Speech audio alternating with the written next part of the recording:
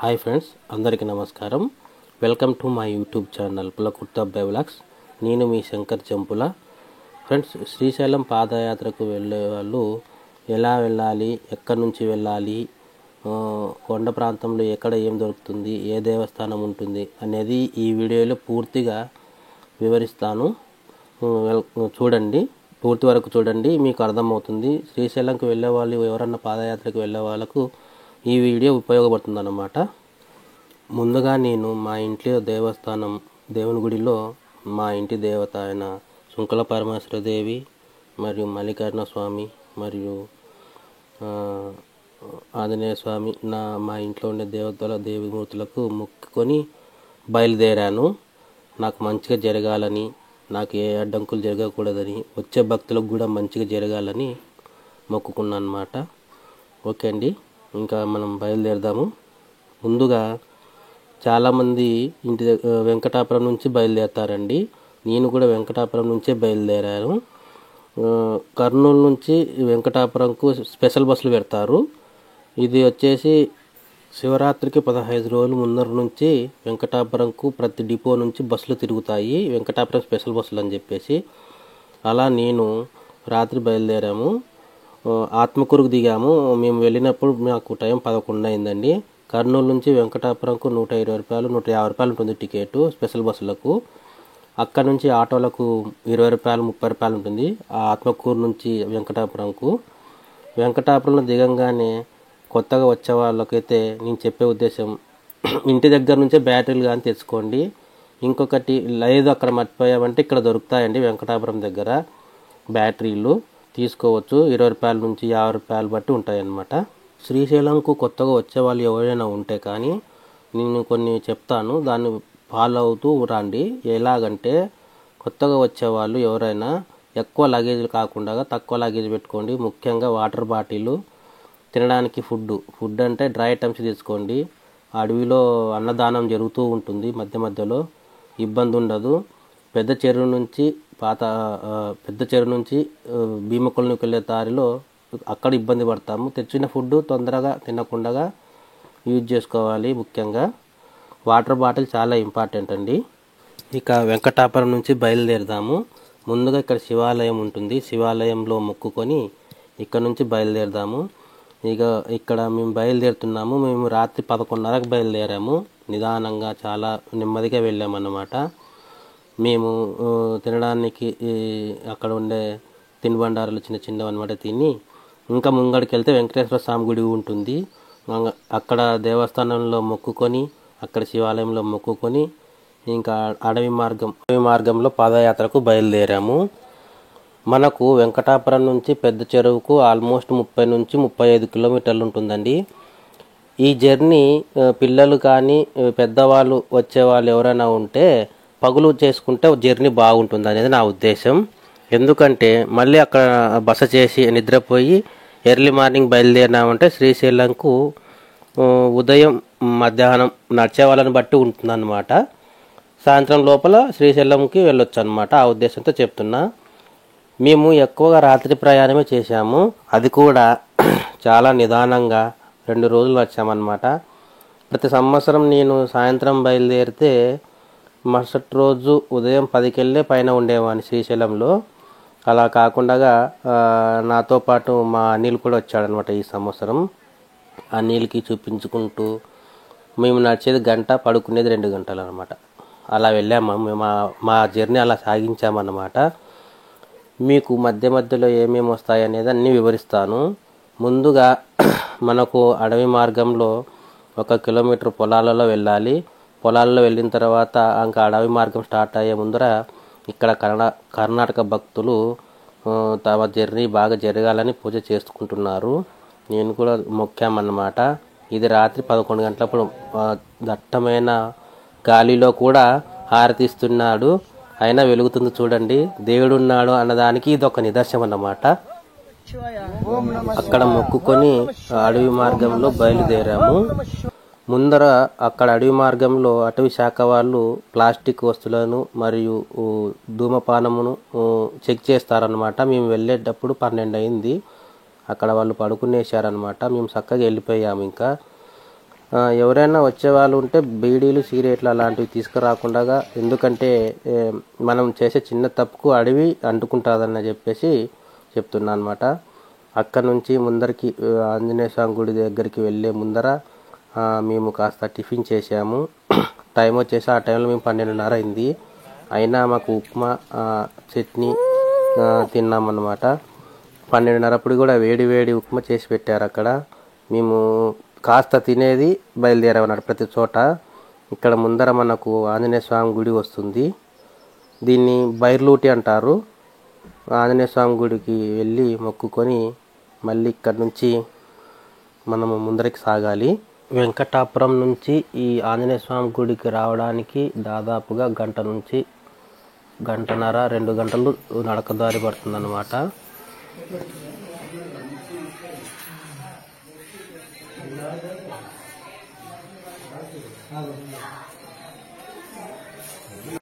ఈ అడవి మార్గంలో వెళ్ళేటప్పుడు ఏవైనా జంతువులు కనపడతాయా అని డౌట్ వస్తుందండి ఎవరికైనా. ఇంతవరకైతే ఎవరికి కనబడలేదు. కొన్ని కనబడ్డాయి, ఎలుగుబంట్లు, అడవి పందులు, అడవి కోళ్ళు అలాంటివి కనబడ్డాయి. మాకు కూడా ఎప్పుడు నేను వెళ్ళేటప్పుడు ఏ రోజు ఏం కనపడలేదు, కానీ ఈ వెళ్ళేటప్పుడు ఈ సంవత్సరం నాకు ముందరగా ఇక్కడ చూడండి పాము కనబడింది మాకు ఇక్కడ. మీరు ఇక్కడ చూడవచ్చు, మాకు ఇప్పుడు చూపిస్తా చూడండి.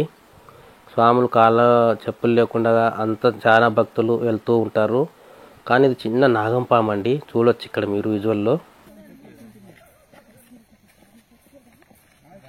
ఓం నమ శివాయ.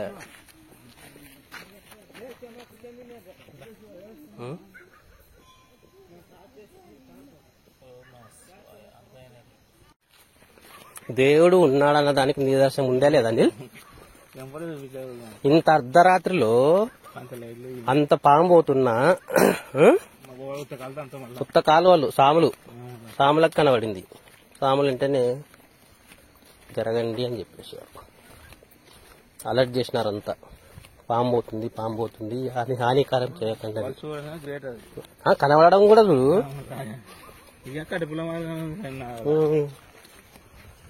కట్టుక చీకటి. అక్కడ నుంచి కాస్త ముందరకు వెళ్ళంగానే మసీదు మరియు చెంచుగూడెం అనే ఒక గ్రామం కనపడుతుంది. ఇక్కడ చెంచుగూడెంలో అడవి ప్రాంతంలో తీసుకొచ్చిన కర్రలు ఇక్కడ అమ్ముతుంటారండి. 20 రూపాయల నుంచి 50 రూపాయల మధ్యలో ఉంటుంది. మనకి ఈ కర్ర చాలా ఉపయోగపడుతుంది. మరియు అక్కడ అన్నదానం కూడా జరుగుతుంది.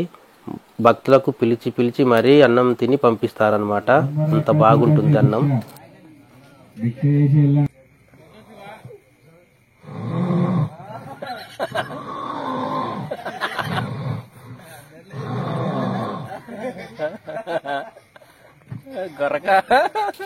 ఒక భక్తుడు బాగా నిద్రపోయాడు. గొరక పెట్టుంటే పాపం ఫన్నీగా ఉంటుందని మైకి తీసుకెళ్ళి ఆయన దగ్గర పెట్టాడు. అంత చాలా ఫన్నీగా నడిచింది అనమాట.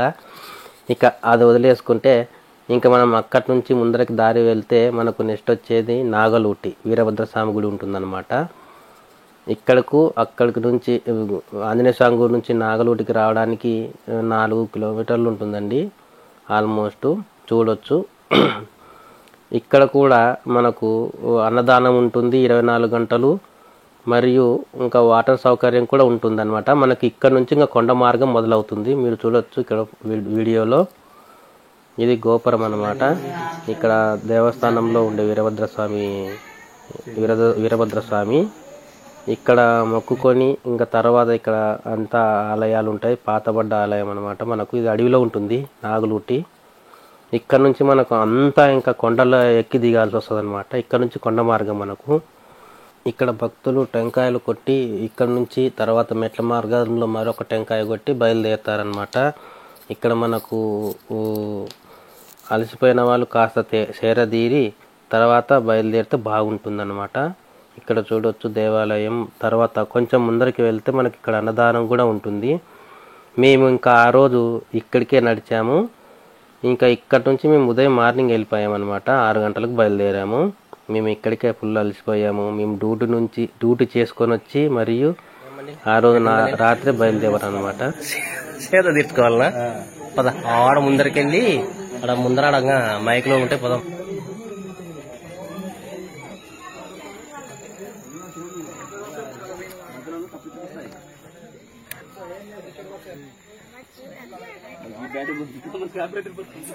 మనకు తినడానికి ఏవైనా కావాలి, వాటర్ బాటిల్ కొనుక్కోవాలనుకుంటే ఇక్కడ కొనుక్కోవాలి. ఇంకా తర్వాత వచ్చేసి మనకు 2 కొండలు ఎక్కి దిగిన తర్వాత మనకు అక్కడ దొరుకుతాయి. నీళ్లు దొరకవు కానీ పుచ్చకాయలో టిఫిన్లు దొరుకుతాయి. ఇంకా మనం ఏదైనా తీసుకోవాలి, ఏదైనా తీసుకోకూడదు అనుకుంటే ఇక్కడ లాస్ట్ అనమాట. ఇక్కడ 2 కొలనులు ఉంటాయి. ఇక్కడ నీళ్లు తీసే కొలను నీళ్లు చాలా తాగడానికి చాలా స్వీట్గా అసలు చాలా బాగుంటాయి. దీనికి ఆపోజిట్ ఇంకొక కొలను ఉంటుంది. అక్కడ స్వాములు స్నానం చేస్తారన్నమాట. బాగుండవు, గలీజుగుంటాయి నీళ్లు. తర్వాత అక్కడే అన్నదానం జరుగుతుంది అన్నమాట. అక్కడ చూడవచ్చు మీరు 24 గంటలు అన్నం దొరుకుతుంది. మీరు అర్ధరాత్రి కాదు తెల్లవారుజామున వెళ్ళిన అన్నం దొరుకుతుంది. ఇంకా విషయం ఏంటంటే ప్రతి భక్తునికి కూర్చోబెట్టి అరిటాకులో అన్నం పెడతారు. అక్కడ డేస్కలు, బియ్యం సంచులు, అరిటాకులు, అసలు చూడ అరిటాకులు కూర్చోబెడతారు. ఎంత ఉందన్నా కూర్చోబెట్టడమే. చూడండి ఎటుందబ్బా నాగులూటి చూడు. పాయసం ఇది పాయసం, ఇది పాయసమే. సాంబారు, మజ్జిగ. ఇక్కడ చూడు విజయపాలు, విజయ పెరుగు, తర్వాత సాంబారు. అన్నపూర్ణాదేవి.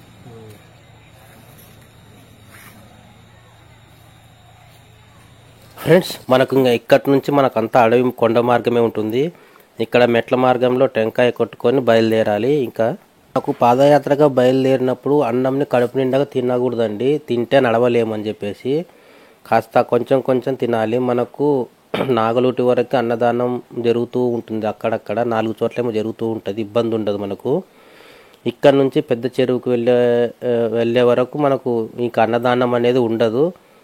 మధ్యలో మనకు వాటర్ బాటిల్స్, పుచ్చకాయ, కలంగడ పండు, తర్వాత టీ, కాఫీ ఇబ్బంది ఉండదు, దొరుకుతూ ఉంటుంది. అన్ని కొనుక్కోవాలన్నమాట. 1 కిలోమీటర్ వెళ్తే ఫస్ట్ గాలి గోపురం వస్తుంది. చాలా శిథిలావస్థానికి వచ్చింది ఈ గాలి గోపురం. తర్వాత ఇంకొక కిలోమీటర్ వెళ్తే ఇంకొక గాలి గోపురం కూడా వస్తుంది. ఇది ఫస్ట్ గాలి గోపురం చూడొచ్చు. చాలా పురాతనమైన గాలి గోపురము. మా అనిల్ ఫస్ట్ టైం వచ్చాడనమాట. మా అనిల్ని చూపించుకుంటా తీసుకుపోతున్నా. మా అనిల్తో మాట్లాడుకుంటూ అది ఇది అని చెప్పేసి.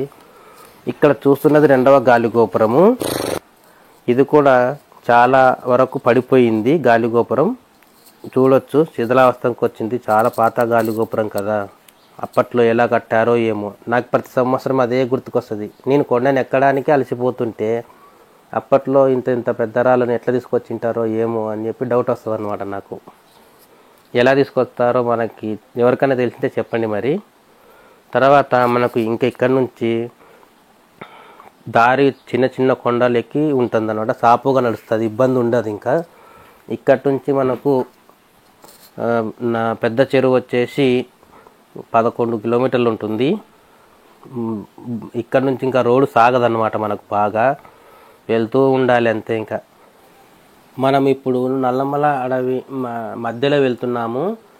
ఇక్కడ మనకు వెళ్ళేటప్పుడు ఇంతవరకు ఎవరికి పులులు కానీ కనపడలేదు అని చెప్పారు.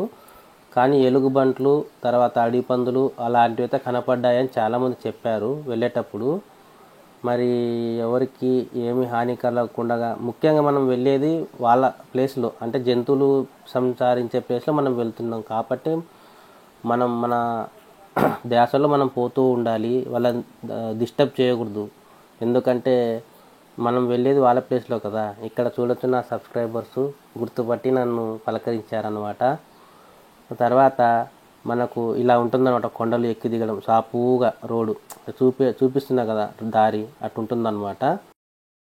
మనం ఒక్కసారి నాగలూటు దగ్గర కొండలు ఎక్కిన తర్వాత మళ్ళీ మనం రావాలనుకుంటే రిటర్న్గా నడవలేము అనుకుంటే మనకు దారులు లేవండి. వెళ్తే నాగలూటు దగ్గర నుంచే రిటర్న్ వెళ్ళాలి. లేదనుకుంటే పెద్ద చెరువుకు వెళ్ళే దారిలో వెళ్ళేటప్పుడు మనకు ఎదురుగా సాపు దారి వస్తుంది అన్నమాట. అక్కడికి ఆటోలు మనకు ఎదురు వస్తుంటాయి, ఎక్కిపోవచ్చు కావాలనుకుంటే. ఆల్మోస్ట్ వెళ్ళడానికే ప్రయత్నిస్తారు. ఇంకొకటి ఏంటంటే మనము వెళ్ళేది సంవత్సరానికి 2 సార్లు అన్నమాట. ఒకటి శివరాత్రి టైంలో అంతా ఆల్మోస్ట్ మన తెలుగు ప్రజలే వస్తుంటారు, కర్ణాటక ప్రజలు వస్తుంటారు. ఉగాదికైతే కర్ణాటక భక్తులు నడుచుకుంటూ వెళ్తుంటారు. వాళ్ళు ఇంటి దగ్గర నుంచే కావడి కట్టుకొని వస్తారు. మళ్ళీ ఘోరంగా ఉంటుంది వాళ్ళది. వాళ్ళు ఎంత బరువు ఉంటే అంత బరువు సంచులు మోసుకొని కూడా వస్తుంటారు. అలా మనం మార్గ మధ్యంలో వచ్చేటప్పుడు ఇక్కడ అటవీ శాఖ వాళ్ళదు ఒక చెకింగ్ పాయింట్ ఉంటుంది. ఆ చెకింగ్ పాయింట్ దగ్గర బోరింగ్ ఉంటుంది. కానీ ఈ సంవత్సరం బోరింగు తీసేసి జనరేటర్ పెట్టి బొంగులు కట్టి వాటరు అదే బోరింగ్ కొట్టడానికి ఇబ్బంది అవుతుంది దానికని చెప్పి బాగా పెట్టారు. ఫెసిలిటీ నాకు బాగా నచ్చింది. అక్కడ కాలు చేతులు కడుక్కొని తర్వాత బాటిల్స్కి మళ్ళీ నీళ్లు పట్టుకొని అక్కడ కాసేపు కూర్చున్నాము. తర్వాత మేము తీసుకుపోయిన తిండ్లు తిని మళ్ళీ అక్కడ నుంచి బయలుదేరాము. నాకు పాదయాత్రలో బాగా నచ్చిన ప్లేస్ ఏదంటే ఇదేనండి. నాకు ఏదో కొండ రాజుల కాలంలో ఇల్లు ఉన్నట్టు ఉంటుంది కదా, ఇది న్యాచురల్గా ఏర్పడిన లాగుందనమాట. అసలు చల్లగాలి చూడొచ్చు మనము, భలే ఉంటుంది. అలా కాస్త ముందుకి వెళ్ళంగానే మనకు ఇస్కాన్ వాళ్ళు అన్నదానం జరుగుతుందండి. వాళ్ళు పెద్ద చెరువు నుంచి రిటర్న్గా వచ్చి మళ్ళీ భోజనాలు పెడుతుంటారు. మనకు ఇంకా ఇక్కడ నుంచి దారి సాపుగా ఉంటుంది. ఎవరికైనా అలసిపోయిన వాళ్ళకు ఏదైనా కాళ్ళ నొప్పులు అలాంటివి ఉంటే ఇక్కడ ఫ్రీ మెడిసిన్ ఇస్తారు, చూడొచ్చు. తర్వాత ఇస్కాన్ వాళ్ళు ఇక్కడ ప్రతి సంవత్సరం భోజనాలు పెడతారు. భోజనాలు కూడా చాలా బాగుంటాయండి, అసలు చూడొచ్చు. ఇక్కడ చూడండి, మేము తినేటప్పుడు ఏమేమి పెట్టారనేది చూపిస్తాను.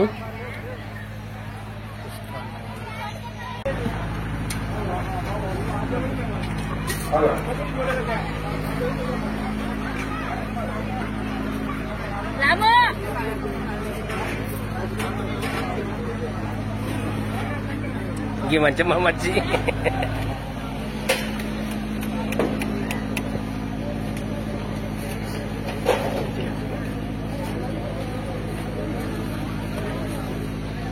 చాలా చాలా సార్, చాలా సార్, మళ్ళీ కావాలంటే పెట్టించుకోండి.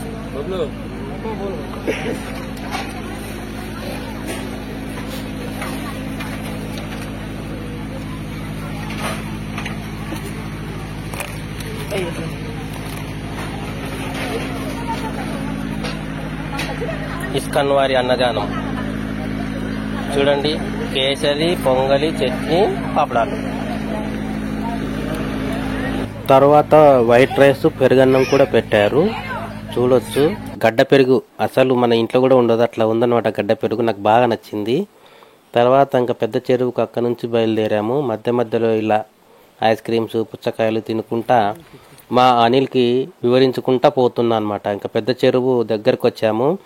మనకు పెద్ద చెరువుకు దగ్గరకు వచ్చేటానికి మనకు అక్కడ మైకు సౌండ్లు అవి వినబడతాయి అన్నమాట. మనకు ఇంకా అదే ఒక సిగ్నల్, పెద్ద చెరువుకు వచ్చాము, ఇంకొక 4 కిలోమీటర్లు ఉందని సిగ్నల్ అనమాట.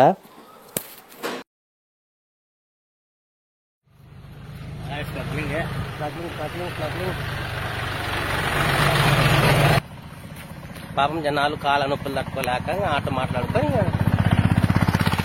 పోతున్నారు చెరువుగా. ఇక పెద్ద చెరువుకు వచ్చేసామండి. ఇక్కడ పెద్ద చెరువులో ఆల్మోస్ట్ సాయంత్రంకే వచ్చేస్తే బాగుంటుంది. ఎందుకంటే ఇక్కడ సేద తీరి మనం మళ్ళీ ఎర్లీ మార్నింగ్ లేచి వెళ్ళడానికి బాగుంటుంది అనమాట. దారి బాగా సాగుతుంది. ఇక్కడ మనకు 100 రూపాయలకు ఒకటి పట్ట ఇస్తారు, రెంట్కి తీసుకోవాలి, పట్టలు వేసుకొని పండుకోవాల్సిందే. ఇక్కడ కూడా అన్నదానం జరుగుతూ ఉంటుంది. ఇక్కడ కూడా మనకు ఉచిత వైద్య శిబిరాలు ఉంటాయి, చూడొచ్చు. ఇక్కడ మీరు కాళ్ళు జోములు ఎక్కినోళ్ళు, కాళ్ళు నరాలు పట్టుకుని ఉంటాయంటారు కదా, వాళ్ళకు నాటు వైద్యం టైపు ఆయిల్ వేసి తిక్కుతున్నారండి. వైబ్రేషన్ మిషన్స్, తర్వాత టాబ్లెట్స్, సిరప్స్ అన్నీ దొరుకుతాయి ఇక్కడ, అన్నీ ఉచితమే. తర్వాత ఇక్కడ అన్నదానం కూడా జరుగుతుంది. మళ్ళీ పిలిచి అన్నం పెట్టి పంపిస్తారండి. ఇంకా మనకు అన్నదానం ఇక్కడ మిస్ అయితే ఇంకా అన్నదానం లేదన్నమాట. మనకు నెక్స్ట్ వచ్చేసి భీమకొల్లో ఉంటుంది, కానీ వాళ్ళు కూడా పైనుంచి తీసుకొని కిందికి తీసుకొచ్చి పెట్టాల్సిందే ఉంటుంది, ఒకసారి ఉండదు. కానీ మేము వెళ్ళిన సంవత్సరం ఎప్పుడు లేకుండా ఈ సంవత్సరం పెట్టారన్నమాట. ఇక కాస్త తిని మేము ఇక్కడ నుంచి బయలుదేరాము. ఇంకా అక్కడ 2 కిలోమీటర్లు వెళ్ళంగానే మళ్ళీ మనకి ఇట్లా కొండలు వస్తాయి. మళ్ళీ ఇక్కడ అమ్మవారిని మొక్కుకొని మాకు మంచిగా జరగాలని చెప్పి కోరుకున్నాము. ఇక్కడ చూడొచ్చు, స్వామివారిని అమ్మవారిని మొక్కుకొని బయలుదేరామన్నమాట. ఇక్కడ నుంచి మనకు ఇంకా భీమకొలను వెళ్ళేంత వరకు ఇంకా ఏ మార్గం ఉండదన్నమాట. మనం రావాలి రిటర్న్ పోవాలనుకుంటే కూడా లేదు, ఇంకా దారి లేదు. శ్రీశైలం వెళ్ళేంత వరకు మనకి ఇట్లా మెట్ల మార్గం మీద చిన్న చిన్న కొండలు ఎక్కుకుంటూ దిగుకుంటూ వెళ్ళాలి. కాస్త ఆయాసం ఉంటుంది, కూర్చొని వెళ్ళాలి. పోటీపడి వెళ్తారు చాలామంది. నాకు నచ్చంది అదే, వాళ్ళు వెళ్తున్నారు మనం వెళ్ళాలి, ఏమనుకుంటారో ఏమి లేదో అనేది.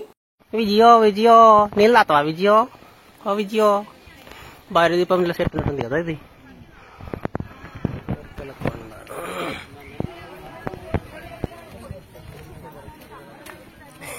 చూడండి, అందరు ఫోన్లు పట్టుకొని గెలుపుతున్నారు. అందరికి నెట్వర్క్ వచ్చింది ఇలా అడవిలో. చూడండి, ఓ అనిలు, ఓ ఇడిగిరా ఇంకా ఫుల్ వస్తారా నెట్వర్క్, ఇడిగిరా.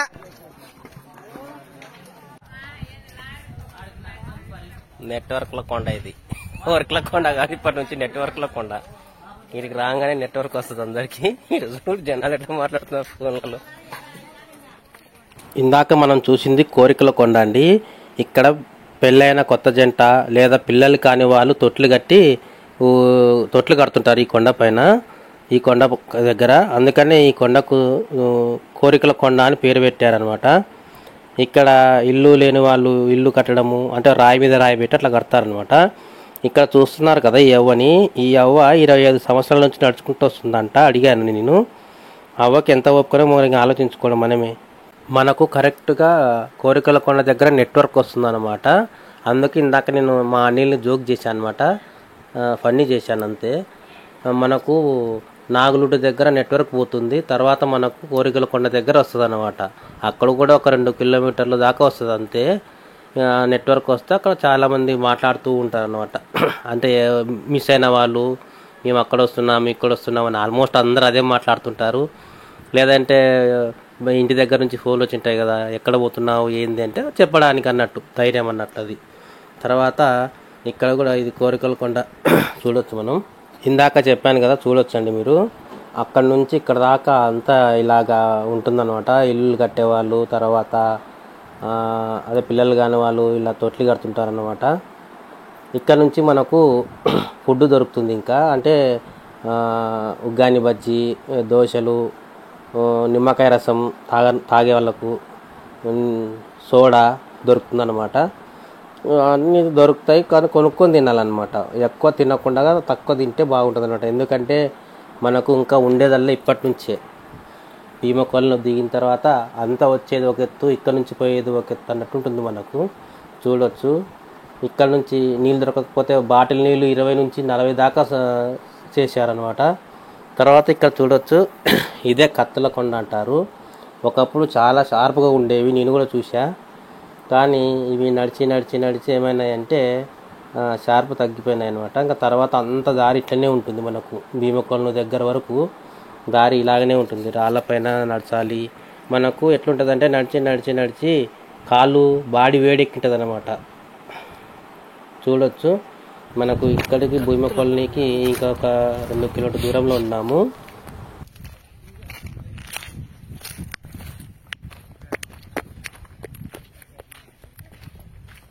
భీమకొలను దగ్గరికి వచ్చేసామండి. ఈ భీమకొలను కిందికి దిగి ఎక్కితే శ్రీశైలం వస్తుందండి. ఇదంతా వచ్చేది ఒక ఎత్తు, ఇక్కడ నుంచి పోయేది ఒక ఎత్తు. ఇదే పెద్ద సాహసం అన్నట్టు. ఇక్కడ ఏం జరుగుతుందంటే ఈ భక్తులంతా అడ్డదారి పెట్టినారు రస్తలు. పాత దారికి ఆల్మోస్ట్ 1-2 అట్లా వెళ్తుంటారు, 2 మంది అదే గుంపులుగా వెళ్తుంటారు. కానీ తక్కువ వెళ్ళేది, అంత అడ్డదారులు. ఇది నాకు చాలా నచ్చలేదు. చూడండి ఎట్లా చెప్పులు ఆల్మోస్ట్ ఇక్కడే వదిలేసిపోతారు అంతా. కానీ ఒక సైడ్కి వదిలేస్తే బాగుంటుంది. ఆ చెప్పుల మీద జారి కిందికి పడ్డామంటే చాలా ఇంకా ప్రాణాలు కోల్పోవాల్సిందే నాకు తెలిసి, అట్లుంటుంది ఇలా పొజిషను. భీమకొలను నాకు మొబైల్ ఇక్కడికే స్విచ్ ఆఫ్ అయింది. ఇంకా నేను ఇక్కడ నుంచి వీడియో తీయలేదు. తర్వాత పైకి వచ్చిన తర్వాత మళ్ళీ ఇక్కడ ముఖద్వారం దగ్గర తీశాను అన్నమాట వీడియో. ఇక్కడ ఇది వచ్చేసి కైలాస ద్వారం అంటారండి. శ్రీశైలం పాదయాత్రకు వచ్చిన వాళ్ళు ఇక్కడే మెట్లు ఎక్కుతారు లాస్ట్ కొండ. ఇంకా ఇక్కడ మనకు నందీశ్వరుడు ప్లస్ శివుడు ఉన్నాడు. మనకు ఇక్కడ నుంచి మళ్ళీ అన్నీ దొరుకుతాయండి. ఇక్కడ అన్నదానం జరుగుతుంది, అన్నీ దొరుకుతాయి. వచ్చిన వాళ్ళందరూ ఇక్కడ స్వామివారిని దర్శించుకొని శ్రీశైలంకి బయలుదేరుతారు.